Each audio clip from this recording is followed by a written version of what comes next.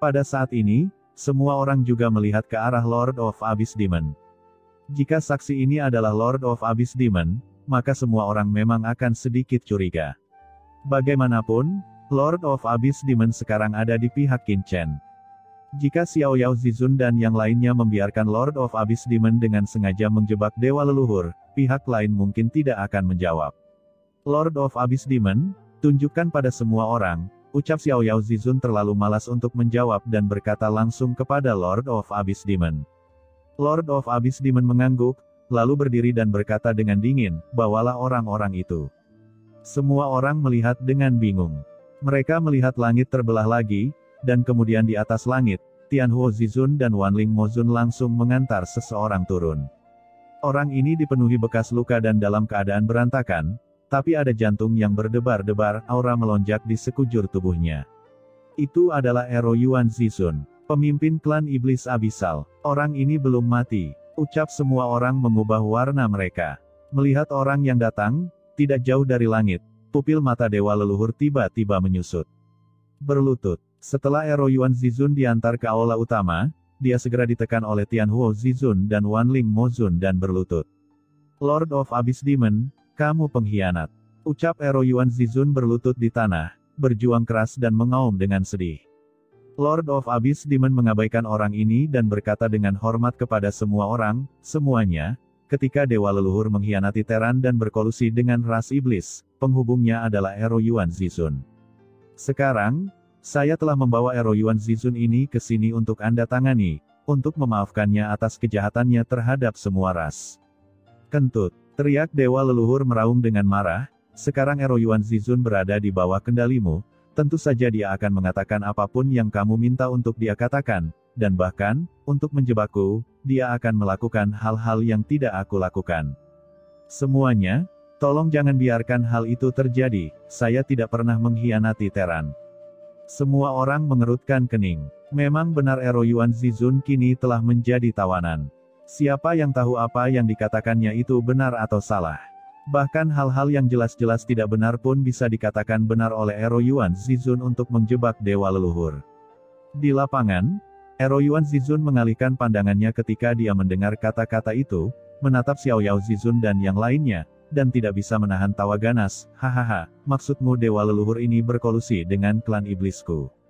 Konyol, ini konyol. Jika Anda bersikeras pada saya untuk mengatakan demikian, saya tidak bisa melakukannya.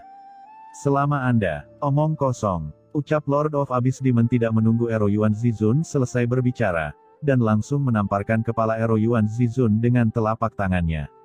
Dengan keras, di hadapan semua orang, kepala Ero Yuan Zizun langsung meledak dan berubah menjadi bubuk, sementara tubuhnya juga langsung hancur. Pada saat kepalanya meledak, pupil matanya bahkan dipenuhi dengan keterkejutan. Dia tidak pernah menyangka bahwa Lord of Abyss Demon akan begitu kejam, dan akan membunuhnya dengan mudah. Tubuh jiwa bangkit dari tubuh Ero Yuan Zizun dan ditahan dengan kuat di udara oleh Lord of Abyss Demon. Semuanya, ini adalah memori jiwa dari Ero Yuan Zizun. Kamu bisa memeriksanya sendiri, ucap Lord of Abyss Demon berkata dengan dingin, dan setelah menyelesaikan kata-katanya, dia melakukan trik tangan, dan cahaya tak terlihat langsung memasuki tubuh Ero Yuan Zizun. Ah! Jeritan Ero Yuan Zizun terdengar, dan gambar kosong muncul dari Ero Yuan Zizun. Ini adalah kenangan Ero Yuan Zizun, kenangan dari zaman kuno. Pada saat ini, Ero Yuan Zizun sedang duduk bersila di kehampaan langit berbintang. Di sekelilingnya, cahaya tak berujung terlipat, membentuk alam vakum yang unik. Tiba-tiba, sosok gelap keluar dari kehampaan di depannya dan sampai ke Ero Yuan Zizun dalam sekejap. Apakah kamu di sini? Ucap Ero Yuan Zizun memandang ke arah pihak lain dan berkata dengan dingin. Ya, ucap sosok gelap itu berbicara dengan dingin. Begitu suara ini keluar, semua orang melihat ke arah dewa leluhur dan ekspresi mereka berubah drastis. Meski wajah sosok hitam pekat ini tidak terlihat jelas, namun siapapun dapat mengenali bahwa ini adalah suara dewa leluhur. Ekspresi dewa leluhur tiba-tiba berubah, dan matanya menjadi galak. Bagaimana kamu ingin bekerja sama? Ucap Ero Yuan Zizun bertanya. Aku akan memberitahumu pengaturan kekuatan utama Teran. Kalian para iblis dan klan gelap dapat langsung menargetkan kekuatan besar itu, sehingga pertahanan Terran dapat dikalahkan dalam sekejap. Jawab sosok gelap itu dengan suara yang dalam. Mengapa kami harus mempercayaimu? Ucap Ero Yuan Zizun mengangkat kepalanya dan mencibir, kamu juga salah satu orang terkuat dalam Terran. Menghancurkan Terran sepertinya tidak baik untukmu bukan? Dengan kata lain, apa yang kamu inginkan? Percaya atau tidak, terserah kamu. Apa yang kuinginkan? Ucap sosok hitam itu mendongak, menampakkan wajah dingin. Itu adalah dewa leluhur. Dia berkata dengan dingin, alam semesta ini telah mencapai akhir, dan cepat atau lambat akan berakhir dengan reinkarnasi. Jika keluarga-keluarga itu hancur dan dikuburkan bersama alam semesta ini, itu urusan mereka. Saya tidak mau, setelah menaklukkan Terran, saya juga harus mendapat andil dalam asal-usul alam semesta ini. Oke? Aku berjanji padamu. Ucap Ero Yuan Zizun berdiri, di mana benda-benda itu. Dewa leluhur mengangkat tangannya, dan aliran cahaya langsung memasuki tangan Ero Yuan Zizun. Semua beritanya ada di dalamnya. Begitu dia selesai berbicara, sosok dewa leluhur berkedip-kedip dan menghilang tiba-tiba. Setelah dewa leluhur pergi, sesosok tubuh perlahan muncul di sebelah Ero Yuan Zizun. Itu adalah Kaisar Sitian dari klan kegelapan. Bagaimana kabarnya? Ucap Kaisar Sitian berkata dengan dingin. Ero Yuan Zizun merasakan batu giok tergelincir di tangannya, memang benar bahwa rencana pertahanan Terran semuanya asli. Kaisar Sitian tersenyum dingin dan berkata, Terran ini benar-benar idiot. Asal-usul alam semesta ini tidak cukup untuk ditembus dan dilampaui oleh begitu banyak orang. Klan gelap saya dan klan iblis Anda tidak cukup, jadi mengapa memberikannya untuk dia? Ero Yuan Zizun mencibir, Tuan Kaisar Sitian, leluhur berkata bahwa dewa leluhur ini tidak bodoh. Karena dia berani berdagang dengan kita, dia secara alami memiliki tujuannya. Saya khawatir dia sendiri tidak pernah berpikir bahwa kita akan memberinya asal-usul alam semesta. Lalu apa tujuannya melakukan ini? Ucap Kaisar Sitian mengerutkan kening. Ero Yuan Zizun mencibir, dia hanya menggunakan tangan kita untuk menyingkirkan orang-orang yang ingin dia singkirkan. Dia benar tentang satu hal. Alam semesta ini telah mencapai akhirnya. Tidak semua orang mau dikuburkan dengan alam semesta. Saat berikutnya, Ero Yuan Zizun dan Kaisar Sitian berbalik dan pergi. Pada titik ini, gambarnya hilang sama sekali. Pada saat ini, semua orang memandang dewa leluhur dengan marah. Mata leluhur Jian dan Wuji Zizun juga meledak dengan cahaya yang tajam. Aku tidak menyangka pengkhianat itu adalah kamu. Ucap leluhur Jian dengan dingin, niat pedang tak berujung melonjak seketika, menebas dengan ganas ke arah dewa leluhur. Dalam sekejap, cahaya pedang tak berujung menimpa dewa leluhur.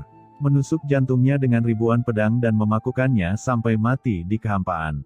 Sebagai orang kuat Terran, kamu berkolusi dengan klan kegelapan dan klan iblis. Kualifikasi apa yang kamu miliki untuk menjadi Terran? Ucap leluhur Jian berkata dengan dingin, suaranya menangis dengan darah. Dalam pertempuran tahun itu, banyak orang kuat dari Terran yang jatuh. Sungguh tragis. Meskipun pemimpin Sekte Tianji telah memperhitungkan sesuatu, masih banyak Terran yang mati karenanya. Dan semua ini disebabkan oleh orang di depannya. Dewa leluhur dipaku dalam kehampaan, berlumuran darah, dan berkata dengan histeris, hahaha, kalau mau disalahkan, salahkan alam semesta ini. Alam semesta ini jelas sudah memasuki ambang kehancuran, dan jika dibiarkan maka akan hancur, tetapi ia tidak mau mengabdikan dirinya pada lahirnya transendensi. Jika kita bersikeras untuk menghancurkan alam semesta ini bersama-sama, kualifikasi apa yang dimiliki alam semesta yang egois sehingga layak untuk kita lindungi? Kata dewa leluhur meraung, saya melakukan ini demi Terran, demi semua ras di alam semesta ini. Selama saya bisa menembus transendensi, saya pasti bisa memimpin alam semesta ini melalui reinkarnasi. Apa salahnya? Jadi, inilah alasan mengapa kamu berkolusi dengan klan kegelapan dan klan iblis. Ucap leluhur Jian berkata dengan dingin, lalu mengapa kamu menjebak kami? Dewa leluhur berkata dengan ganas, kamu idiot, orang-orang bodoh dan setia, ini konyol sekali kalau rela menyerahkan hidupmu pada alam semesta. Kalau ingin mengetahui asal-usul alam semesta, kalian harus dibunuh, dan hanya dengan kalian mati, dengan begitu alam semesta ini akan merasakan krisis dan menyerahkan asal-usulnya kepada saya. Mendengar ini, Leluhur Jian dan yang lainnya semuanya tampak marah. Demi keinginan egoisnya sendiri, dewa leluhur ini rela mengkhianati Terran. Betapa tercelanya ini. Dewa leluhur tampak galak, sayang sekali asal-usul alam semesta ini benar-benar penuh kebencian. Bahkan dalam situasi seperti itu, ia tidak mau menyerahkan asal-usulnya. Saya telah menjaga alam semesta ini selama bertahun-tahun, tetapi saya tidak bisa mendapatkan bantuan dari alam semesta ini. Mengapa? Saya tidak akan pernah menerimanya. Teriak dewa leluhur menengadah ke langit dan meraung. Sumber dao surga melonjak, seolah-olah sangat marah. Tiba-tiba, kilatan cahaya pedang melintas, dan dewa leluhur yang mengaum terkoyak-koyak, dan langsung musnah di tempat. Itu adalah leluhur Jian yang mengambil tindakan. Ekspresinya dingin dan kemarahan yang tak ada habisnya melonjak di dalam hatinya. Hanya demi keinginan egois Anda sendiri, Anda membiarkan begitu banyak orang kuat Terran jatuh, dan Anda masih mengatakannya dengan masuk akal, bagaimana hal itu bisa dibenarkan. Dewa leluhur jatuh, dan sumber mengerikan langsung menyebar ke dunia. Melihat kembali ke alam semesta ini, dalam sekejap, alam semesta ini tampaknya telah terisi kembali secara besar-besaran dan menjadi lebih dalam. Tidak jauh dari situ, Qin Chen dan yang lainnya menggelengkan kepala. Jangan melihat apa yang dikatakan dewa leluhur kedengarannya terlalu tinggi, semuanya hanya untuk keinginan egois Anda sendiri, dan Anda pantas mati. Senior Jianzu, mulai sekarang, kota aliansi Terran ini untuk sementara akan diserahkan kepada manajemenmu, kata Xiao Yao Zizun. Jangan khawatir, saya akan mengelola alam semesta ini dengan baik. Ucap leluhur Jian mengangguk dan membalaskan dendam anggota klannya saat itu. Pikirannya juga sangat jernih. Xiao Yao Zizun mengangguk, lalu dia mulai mengatur berbagai tugas. Setelah insiden dewa leluhur, semua orang tidak lagi berani merasa tidak puas dengan Xiao Yao Zizun dan mengangguk setuju. Dan Qin Chen juga menjadi ketua, baru dari 10.000 ras dan pemimpin kota aliansi Terran. Namun, Qin Chen secara alami tidak punya waktu untuk ikut campur dalam masalah ini.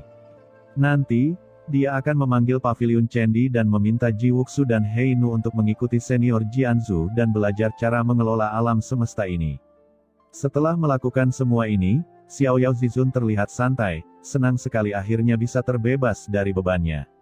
Di sampingnya, Qin Chen dan yang lainnya tidak bisa berkata-kata.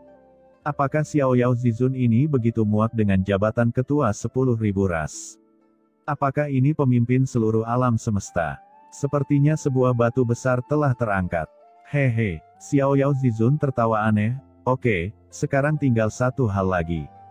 Kemudian Xiao Yao Zizun memandang Qin Chen dan berkata, ayo turun bekerja di Tiangong. Qin Chen terkejut, Tiangong? Ya, ada sesuatu di sana. Dengan benda itu, aku bisa meninggalkan alam semesta ini dengan tenang, kata Xiao Yao Zizun sambil tersenyum. Benda itu, gumam Qin Chen bingung. Maksudmu, ucap leluhur Jian di samping menunjukkan ekspresi terkejut, benda yang didapat leluhur pengrajin dari laut alam semesta. Ya, itu dia, kata Xiao Yao Zizun tersenyum. Apakah Qin Chen dapat mengendalikannya? Ucap leluhur Jian mengerutkan kening, kami telah mempelajari hal ini saat itu, tetapi kami tidak dapat mengendalikannya. Meskipun Qin Chen memiliki kekuatan yang luar biasa, dalam hal budidaya. Hei, senior Jianzu, jangan khawatir. Alasan mengapa Anda tidak dapat mengendalikannya pada saat itu adalah karena Anda tidak cukup hebat. Adapun Qin Chen, itu tidak dapat diukur dengan alam. Jika ada yang bisa mengendalikan alam semesta ini, itu hanya dia. Ucap Xiao Yao Zizun terkekeh dan berkata, ayo pergi, jangan buang waktu. Qin Chen mendengarkan percakapan keduanya, dan meskipun dia bingung, dia tetap mengikuti Xiao Yao Zizun dan yang lainnya untuk bekerja di Tiangong. Setelah beberapa saat, semua orang sampai di markas Tiangong. Begitu dia memasuki kantor pusat Tiangong, aurora warna-warni yang mengerikan melonjak masuk. Aurora ini membawa kekuatan api yang mengerikan, seperti lautan yang melonjak melintasi langit dan bumi, tetapi mereka tidak dapat membahayakan Qin Chen. Pilar api mencapai langit. Gumam Qin Chen mengangkat kepalanya dan melihat api kacau berwarna-warni yang mekar dari tiang api yang mencapai langit di depannya. Dia mengulurkan tangannya untuk menyentuh api ini sambil mendesah di wajahnya. Saat itu, ketika dia pertama kali datang ke Tiangong, dia dikejutkan oleh tiang api yang mencapai langit. Ini adalah kartu truf dalam Tiangong dan dapat membunuh Master Tianzun manapun. Saat itu, Sugu Zizun datang ke sini setelah menerima perintah dari leluhur Yuanmo. Menyerang dan hendak membunuh dia, tetapi dia dihadang oleh tiang api yang mencapai langit. Ini bisa dianggap membantu dirinya sendiri secara tidak langsung. Melihat kembali adegan sebelumnya, Qin Chen dipenuhi dengan emosi. Meski belum lama ini, dia sudah menjadi orang kuat teratas di alam semesta ini. Pada saat yang sama ketika Qin Chen dan yang lainnya memasuki markas Tiangong, aliran aura Tianzun tiba-tiba datang, dan beberapa sosok kuat jatuh. Mereka melihat Qin Chen dan yang lainnya dan buru-buru memberi hormat dengan tergesa-gesa. Saya telah bertemu Tuan Xiaoyao, Tuan Qin Chen, Senior Jianzu, dan Tuan Istana. Orang-orang yang datang tidak lain adalah Zuotong Tianzun, Gujiang Tianzun dan wakil kepala istana lainnya dari Tiangong, serta Yang Mulia Zhen Yan, Yang Mulia Yao Guang dan lainnya. Sekelompok orang terlihat sangat bersemangat. Jelas sekali, mereka telah lama mengetahui apa yang terjadi di dunia iblis dan kota aliansi Teran sebelumnya. Mereka tahu bahwa alam semesta kini telah kembali damai, dan orang yang melakukan semua ini adalah Tuan Qin Chen dari Tiangong mereka. Haha, jangan panggil aku kepala istana di masa depan. Aku sudah memberikan gelar kepala istana kepada Qin Chen saat itu, dan sekarang dia adalah kepala istanamu, kata Shen Gong Zizun sambil tersenyum. Saya telah bertemu dengan penguasa istana. Ucap Zuotong Tianzun dan yang lainnya buru-buru memberi hormat kepada Qin Chen lagi. Setiap orang tidak dipungut biaya, tidak perlu terlalu sopan. Ucap Qin Chen melambaikan tangannya dan merasa sedikit terdiam. Shen Gong Zizun di sampingnya tersenyum. Perlu dicatat bahwa ketika Qin Chen masih belum kuat, dia mewariskan Qin Chen sebagai penjabat Master Tiangong. Memikirkan keputusannya saat itu, Shen Gong Zizun merasa sangat bahagia. Siapa yang memiliki visi lebih tinggi dari dia?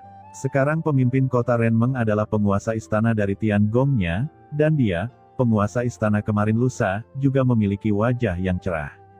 Ayo pergi, aku akan membawamu ke tempat harta karun itu berada. Kata Xiaoyao Zizun tersenyum, melangkah keluar, dan langsung memasuki api berwarna-warni yang diselimuti tiang api yang mencapai langit. Melihat tindakan Xiaoyao Zizun, Qin Chen tiba-tiba terkejut, bukankah itu harta karun yang disebutkan oleh senior Xiaoyao? Menebak dalam benaknya, Qin Chen segera mengikuti, dan setelah beberapa saat, semua orang tiba di depan pagoda kuno 9 lantai. Menara kuno ini sangat megah. Di sekitar menara kuno, terdapat nebula yang tidak dapat dijelaskan mengelilinginya. Aura khusus meresap ke udara, sehingga nyala api 7 warna dari pilar api tidak mungkin mencapai langit. Benda ini tidak lain adalah pagoda Yu kuno karya Tiangong. Senior Xiaoyao, apakah harta karun yang kamu bicarakan adalah Yuta kuno? Ucap Qin Chen berkata dengan kaget. Jika tidak, apalagi? Ucap Xiaoyao Zizun memandang Qin Chen sambil tersenyum, lalu melihat ke Yuta kuno. Dan berkata dengan suara yang dalam, jangan meremehkan hal ini. Yuta kuno ini sangat luar biasa. Jika kamu bisa mengendalikan pagoda ini, maka saya dapat meninggalkan alam semesta ini dengan ketenangan pikiran dan menjelajah ke lautan kosmik. Apakah sulit mengendalikan Yuta kuno ini?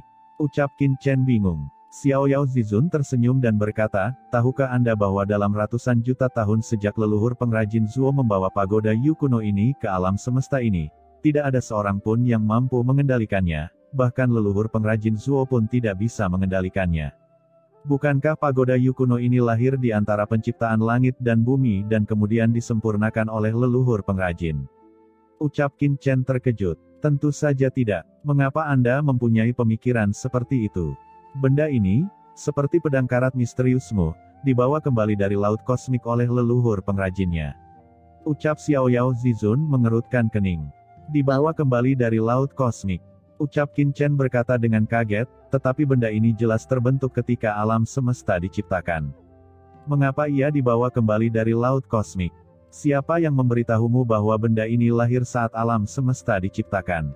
Ucap Xiaoyao Zizun mengerutkan kening. Qin Chen memandang Hong Huang Zulong di sampingnya. Tuan Xiaoyao, bukankah benda ini memiliki aura alam semesta yang asli? Ucap Hong Huang Zulong berkata dengan kaget, bukankah ia lahir ketika alam semesta asli dibuka? Xiao Yao Zizun tersenyum dan berkata, menara Yu kuno ini memang memiliki aura alam semesta asli, tetapi ini hanya berarti bahwa benda ini sudah ada di dekat alam semesta ini ketika alam semesta asli lahir. Itu tidak berarti bahwa benda ini pasti adalah penciptaan alam semesta, lahir pada saat itu. Kata Xiao Yao Zizun memandang menara Yu kuno di depannya, benda ini sebenarnya adalah harta karun laut kosmik. Setelah leluhur pengrajin mendapatkannya, banyak orang kuat di alam semesta mungkin telah menyempurnakannya, tetapi tidak ada yang bisa memperbaikinya. Senior Jianzu, saya tidak salah bukan? Ucap Xiao Yao Zizun memandang leluhur Jian. Ya, itu memang benar. Ucap leluhur Jian mengangguk. Saat itu, pemimpin sekte Tianji dan saya juga memasuki menara ini, tetapi kami juga tidak dapat mengendalikannya. Belakangan, kami memahami bahwa menara ini jelas merupakan harta karun yang transenden. Harta karun transenden, ucap semua orang tiba-tiba tersentak. Pagoda Yu kuno ini sebenarnya adalah harta karun yang transenden. Tapi coba pikirkan, jika bukan karena harta transenden, bagaimana mungkin bahkan leluhur Jian dan leluhur pengrajin, yang merupakan master transenden setengah langkah, tidak dapat memperbaikinya. Qin Chen juga terkejut di dalam hatinya, harta yang transenden. Saat ini, kecuali pedang karat misterius di tangannya, dia tidak mengetahui adanya harta transenden di alam semesta ini, kecuali menara Huangtian di tangan Xiao Yao Zizun. Namun, menara Huangtian hanyalah harta transenden setengah langkah, pada awalnya, kemudian tampaknya diubah oleh ibunya, setelah beberapa saat, terjadi beberapa transformasi. Qin Chen, silakan masuk. Ucap Xiao Yao Zizun memandang Qin Chen, kamu juga tahu menara Huangtian milikku. Alasan mengapa aku berani bersiap menjelajahi lautan kosmik adalah karena setelah menara Huangtian milikku diubah, itu telah menjadi harta karun yang transenden. Hanya harta karun yang transenden dapat melewati turbulensi di lubang cacing kosmik dan memasuki laut kosmik dari alam semesta ini.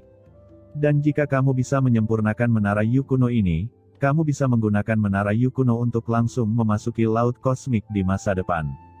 Ucap Xiao Yao Zizun berkata pada Qin Chen, memasuki laut kosmik. Gumam Qin Chen matanya menjadi dingin dan tegas. Pada saat ini, dia langsung memasuki pagoda Guyu tanpa ragu-ragu. Sosok Qin Chen menghilang seketika. Xiao Yao Zizun, menurutmu apakah Qin Chen ini dapat menyempurnakan pagoda Yu kuno? Menara ini sangat misterius sehingga tidak ada satupun dari kita yang bisa memperbaikinya saat itu. Ucap leluhur Jian mengerutkan kening. Meskipun Qin Chen kuat, dia tidak sebaik mereka dalam hal budidaya. Xiao Yao Zizun tersenyum, senior Jianzu, pedang karat misterius di tangan Qin Chen juga merupakan harta transenden dari laut kosmik. Pedang iblis juga merupakan orang kuat transenden setengah langkah saat itu. Apakah menurutmu dia bisa memurnikan pedang karat misterius itu? Pedang iblis di samping mengerutkan kening, mengapa kamu menyeretku ketika aku tidak ada pekerjaan? Tentu saja tidak, kata leluhur Jian dengan ringan. Tapi pedang karat misterius yang bahkan pedang iblis tidak bisa menyempurnakan dan mengendalikan sekarang dikendalikan oleh Qin Chen.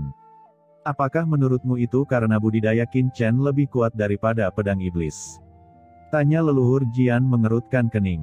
Xiao Yao Zizun tersenyum, meskipun saya tidak tahu apakah Qin Chen dapat memperbaikinya, saya juga memasuki lantai 9 menara Yu kuno saat itu. Setidaknya kekuatan lantai 9 harus mampu menahannya dengan kekuatan Qin Chen. Sekarang satu-satunya hal yang saya khawatirkan adalah apakah pagoda Yu kuno ini bersedia mengenali tuannya. Tapi bagaimanapun juga, jika menyangkut siapa yang bisa menyempurnakan pagoda Yu kuno di alam semesta ini, selain anak ini, saya tidak bisa memikirkan kemungkinan lain.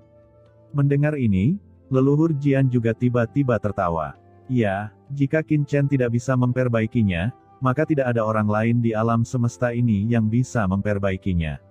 Saat Xiao Yao Zizun dan leluhur Jian sedang berbicara, Qin Chen telah memasuki pagoda Yu kuno. Begitu dia memasuki pagoda Yu kuno, roh jahat yang mengerikan menyelimuti Qin Chen dan berdampak pada Qin Chen. Pagoda Yu kuno dibagi menjadi 9 lantai. Setiap lantai berisi roh jahat yang sangat mengerikan, dan semakin tinggi Anda naik, semakin kuat roh jahatnya. Qin Chen telah mengetahui hal ini sejak lama, dan roh jahat di lantai pertama ini bukan masalah bagi Qin Chen sekarang.